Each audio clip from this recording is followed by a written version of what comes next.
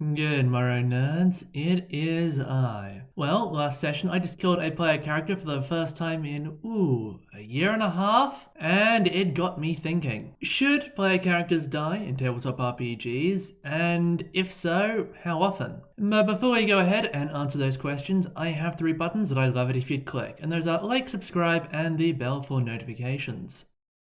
So, what the hell just happened? My Cyberpunk Red campaign has been going on for a bit over 7 months now, and in that time my players have only ever had to fight humans. Some of those humans were bandits, some were gangers, some were corpos, some of them had cyberware, some of them didn't, but to varying degrees all of them were human. So for this next mission I decided to mix things up. Rather than having the PCs fight humans, I decided to have them fight animals. And not just any animals, radioactive mutant animals, because it's more fun.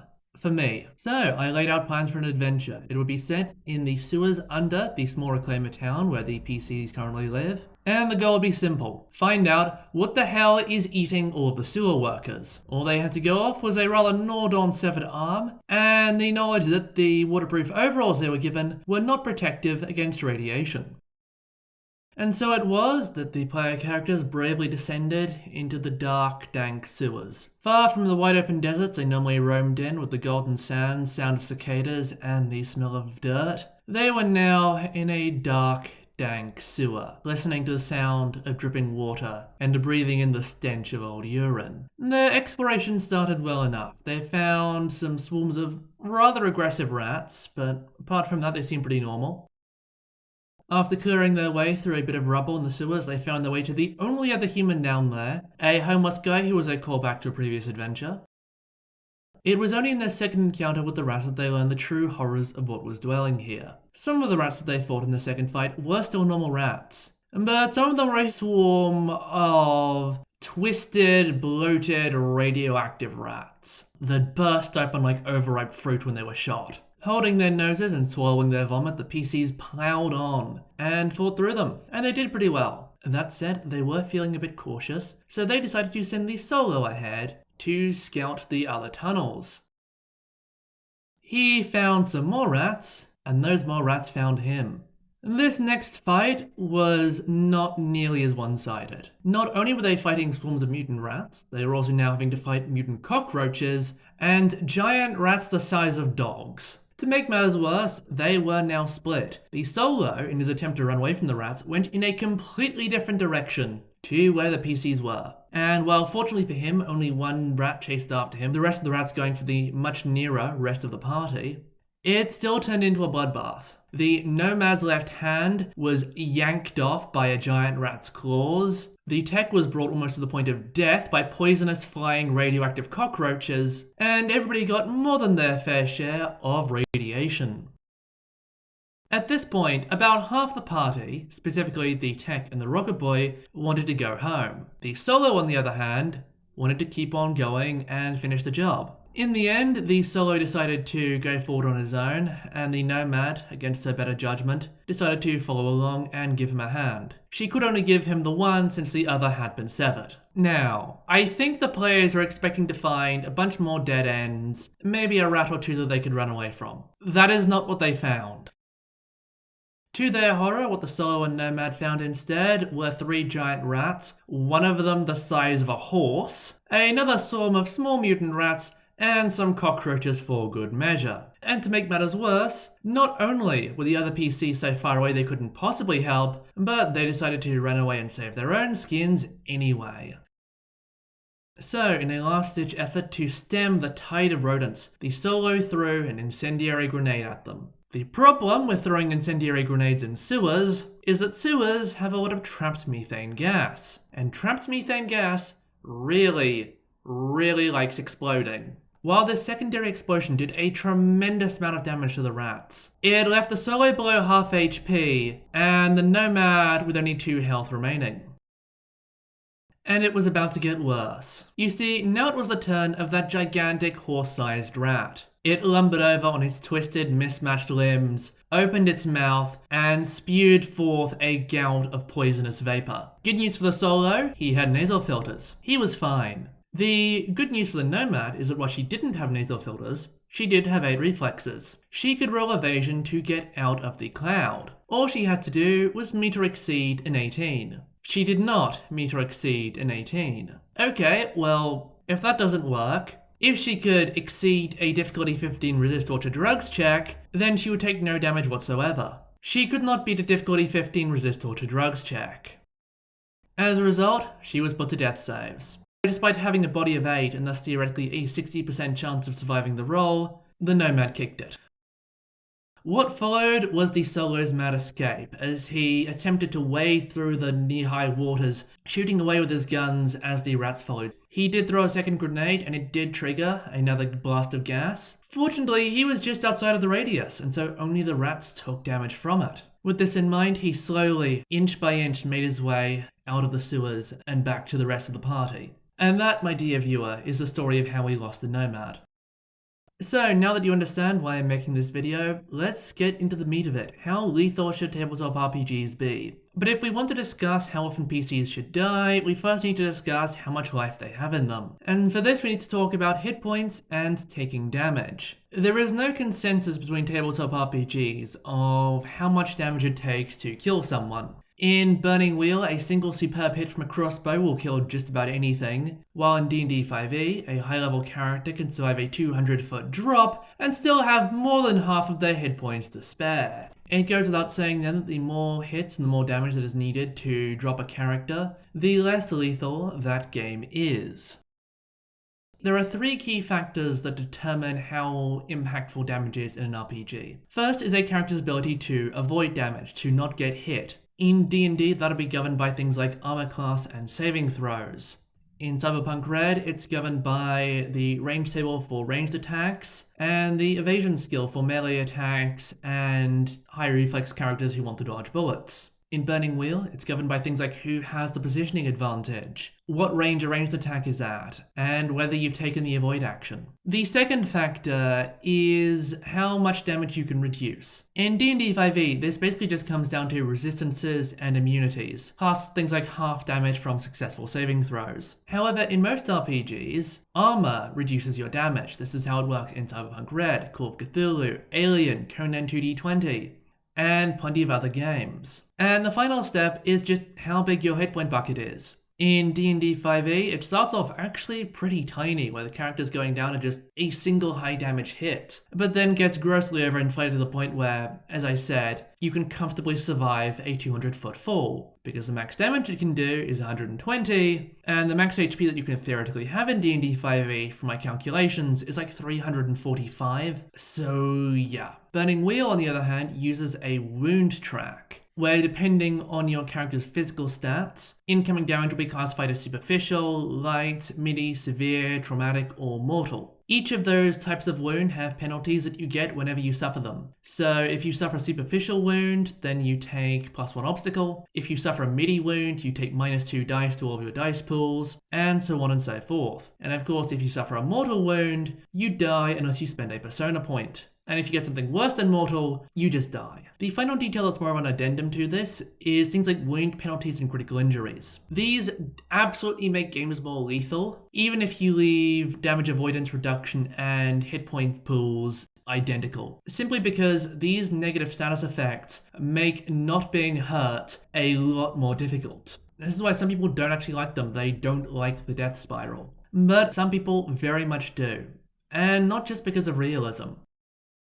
So, if you can't avoid your damage, if you can't reduce it, and if you're hitting the limits of how much you can take, what happens now? How easy should it be for a downed player character to die? In the earliest tabletop RPGs, hitting 0 hit points meant you immediately died. However, in modern RPGs, that is not nearly as fashionable, since it allows for months of investment into a character to be wiped out by a single capricious die roll. Instead, they will employ a number of tactics to delay death, as it were. The first is saying that you only die upon reaching a certain threshold of negative HP. It could be -5, -10, minus your maximum health. The point is that just simply hitting 0 does not immediately kill you. Instant death may still be possible if you suffer a huge amount of damage in a single blow, such as in Call of Cthulhu, where taking your maximum HP from a single hit will kill you, or Pathfinder, where double your max HP in a single hit will kill you. Though do bear in mind that even a first level Pathfinder character will usually have at least a couple more HP than an average Call of Cthulhu character. So yeah, Paizo is being very generous there. However, quite a common mechanic that you do see is some form of death save. Rather than death being decided by another person's damage roll, it's decided by your ability to roll, often repeatedly, to keep your character alive. Now, in my opinion, there are two types of death save. Death saves that allow recovery, and death saves that don't. A good example of the first is Cyberpunk Red. Every round, you have to roll 1d10 under your body or die. Each round after the first, you add a +1 modifier to your roll, and any critical injuries you take may also incur their own +1 penalties. As such, your odds of surviving get slimmer and slimmer until it becomes literally impossible to succeed on a death save. As such, unless your allies can perform first aid on you in time, once you hit 0, you're going down sooner or later. D&D 5e's mechanics, on the other hand, are much more forgiving. Each death save you make requires you to roll a 10 or more on a flat 1d20, so you have a 55% chance of succeeding. Once you have 3 successes, your character stabilizes and will wake up again after 1d4 hours. But if your character racks up 3 failures before 3 successes, well, then they die. Now, to be fair, that 1d4 hours of unconsciousness is brutal, and caused a lot of trouble for the player characters in my first ever campaign. In my next D&D campaign, I decided to make the recovery time only 10 minutes, out of mercy. There is one very important distinction that needs to be made between these two death save mechanics, beyond the obvious needing healing versus not needing healing, and that is that the first type cannot protect you against a TPK, since if everyone goes down, no one can do first aid, but the second one actually can.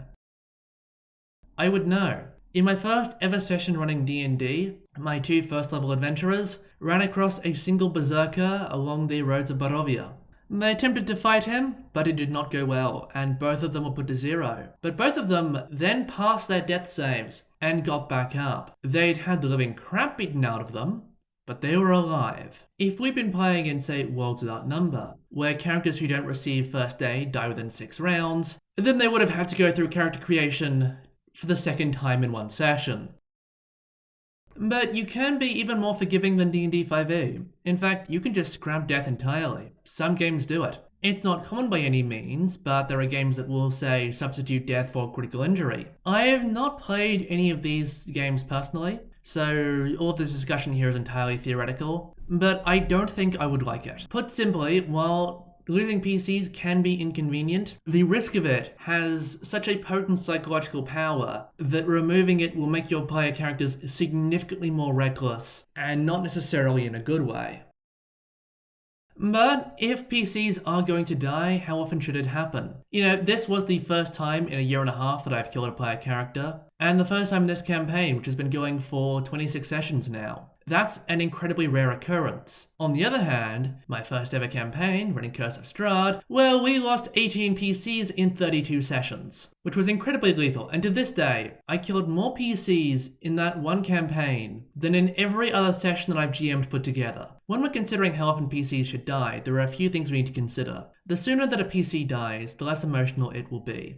Building investment in a player character can take quite a while, and if it hasn't happened yet, then the player might just shrug it off. The caveat to this is that players do get pretty frustrated when their character dies really soon after being made, because now they have to go back to character creation. Overall though, the rarer PC deaths are, the more shocking they will feel. Conversely, if there's a constant high level of player characters dying, then it doesn't feel quite so bothersome. And this can go in one of 2 directions. The first is that the players can become jaded and cynical. They no longer expect their characters to live, so they can be less interested in role-playing, and less interested in the campaign as a whole. The second is a kind of gallows humor forming, where everybody knows their character is going to die, so they're trying to burn as bright as possible before their flame is extinguished. This is what happened in my first campaign. Pretty much everyone took their player characters dying pretty well. It became something of a meme that every couple of sessions I would have to make a new plot hook for the new player characters arriving. And there'll be the grand ceremony of the new adventurers being caught up on the quest to defeat Strahd.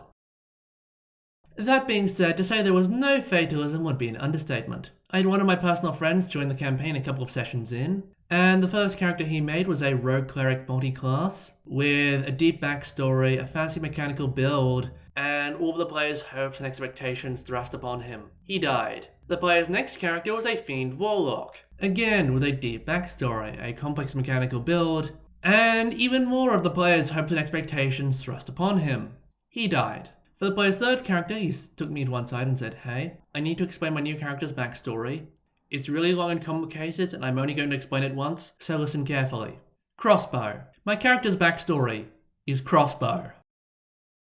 If you're wondering what happened to that PC, he was grappled by a rock and thrown off a bridge to fall 500 feet to his death. Luckily for him, the rest of the party had a broom of flying, and just enough diamonds to cast Revivify once, so it was never in doubt that he would be resurrected. Knowing this, I told him that while he would survive, any non-magical gear he was carrying wouldn't. The good news for him is that his crossbow was a +1 crossbow, thus magical and not damaged. The bad news is that his crossbow bolts were not magical, and all of them were snapped to pieces. For the rest of that character's short, painful life, he had to use a club that he looted off a corpse. And yes, that character did die a second time to druids allied with Strahd.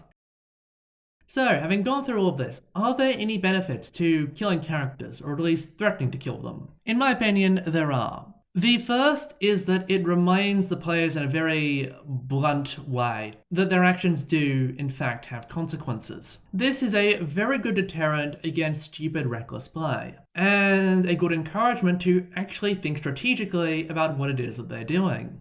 Furthermore, a character dying can actually be welcome. If you're getting bored of your PC and they happen to take a sword to the face, oh well. Time to finally play that character you've been theory crafting for 6 weeks now. The third justification is certainly a dark one, but it has to be made. In most tabletop RPG combats, the players do the killing, and the GM gets killed over and over and over.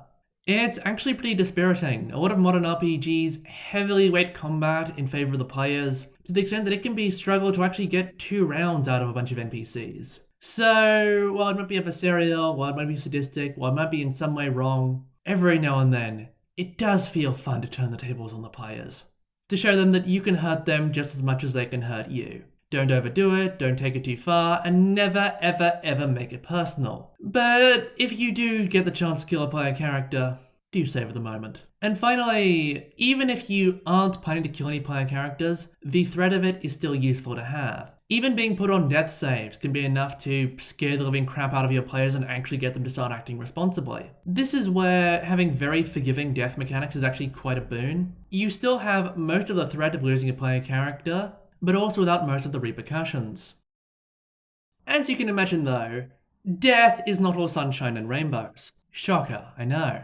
If one of the PCs happens to be especially important to the current adventure or campaign because, say, it hinges heavily on their backstory, and they die, oh boy are you in deep water. Personally, I would say that having a single PC disproportionately invested in the group more so than the other characters is textbook user error. And if you're in the situation where losing that character derails your campaign, you probably deserved it. That being said, my cold words will not make the experience any more enjoyable. Next up, we have a reason I can actually get behind, which is that losing a PC can just destroy your party comp. It's actually what's happened with this current character death. The player character that died was the Nomad, being that cars are incredibly rare in Cyberpunk Red, and that a lot of their adventures have needed them to drive, well, now they're up shit creek without a canoe, let alone a paddle. And as we've mentioned before, losing PCs over and over can get very dispiriting for players. They might become less motivated and less enthusiastic, they might roleplay less, they might check out during sessions, they might even leave. And bear in mind, losing a player character isn't just work for the players, it's also work for the GMs. You now need to slot the new player character in, which, while I have a lot of practice doing, not everybody else does, and so this can turn into a mess. And even with all of the practice that I got for my first campaign, trying to put a campaign together after a TPK is still a nightmare, as I found out from TPKing my players session 1 of the last campaign. We've spent all this time talking about how easy or difficult it is to kill characters, but even in a game where it's possible, does it need to happen? Can you achieve the effects of killing a PC without killing a PC? And the answer is kinda sorta yes. As I said earlier, the simple threat of losing a PC, of coming inches from having them die can be enough to put the fear of God on your players. Having your character go down to 0 and be one bad roll away from dying is an incredibly tense situation. And even if your character only goes down to, say, low HP, your heart will still end up pounding plenty hard. In many systems, this will mean your character has to spend days or even weeks healing up, which is a pretty brutal consequence for any stupid decisions your players may have made. And there are other things that GMs can take from players besides their characters. Equipment tends to work particularly well in my opinion, especially either high value rare items like, say, a car, or really any item that's necessary for the PC to function, like, say, crossbow bolts. If you're wondering what that sound in the background is, it's one of my players still crying about the death of his beloved Cherry Mama.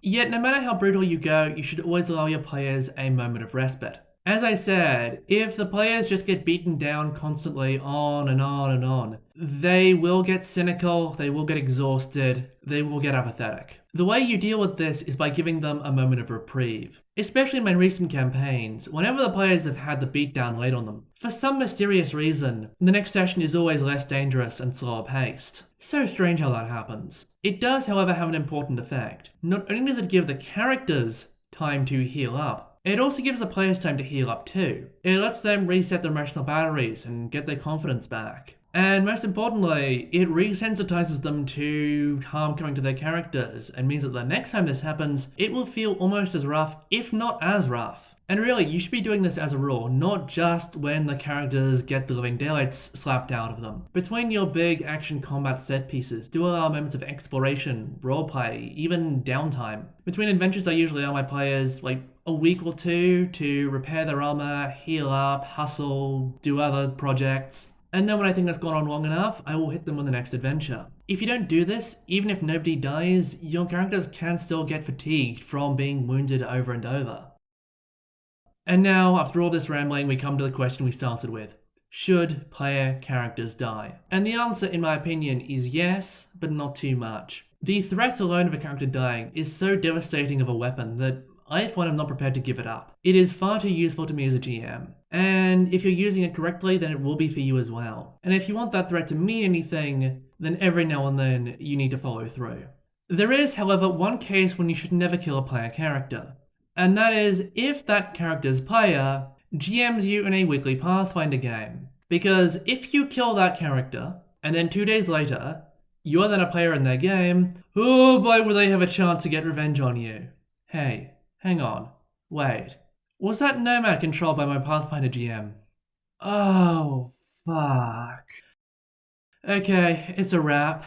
Thank you all so much for watching, and especially thank you to everyone who watched my last video. I know it was a bit controversial, but it got some discussion going, and I'm very happy with how it turned out. If you enjoyed this video, then please share it with your friends and leave a comment down below, and especially like it. Each like is one prayer that my GM does not kill my Pathfinder sorcerer. If you'd like to see more videos like this one, then please subscribe and hit the bell for notifications. It really does help the channel. We've just hit 100 subs, and I'm trying to hit 1,000 by the end of the year. So get cracking on that big red button. And now I must go confront my fate. My character hasn't taken any damage yet in Pathfinder, but that can always change. Once more though, thank you all so much for watching, and until I see you next, farewell.